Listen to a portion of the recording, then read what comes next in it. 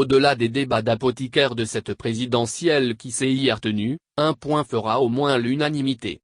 Celui du calme plat qui règne sur le pays jusqu'à ce dimanche matin, comme constaté sur place d'Abidjan à Bouaké en passant par Sassandra et à Bingourou.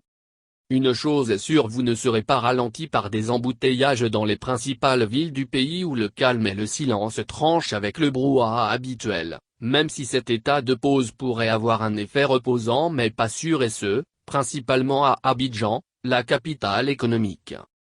À Niangon, PH Coassi. Cliquez pour agrandir l'image. En effet, dans sa grande majorité, les habitants du pays attendent la fin définitive du processus électoral et la proclamation des résultats, espérés au plus vite, pour reprendre une vie normale.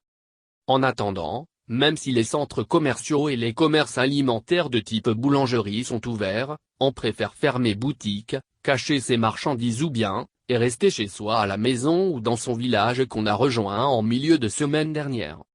Certains sont habités par des peurs issues principalement des rumeurs et autres ragots sécuritaires qui, ici, trouvent un terreau d'expansion favorable.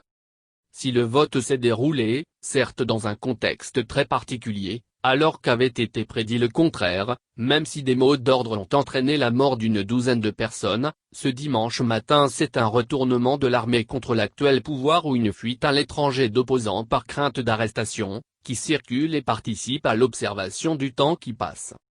L'issue mathématique de ce scrutin déjà connu projette des interrogations quant à ses incidences pour la suite dans cette jeune nation lestée de querelles politiques mais quelque peu exaltée par l'affolement.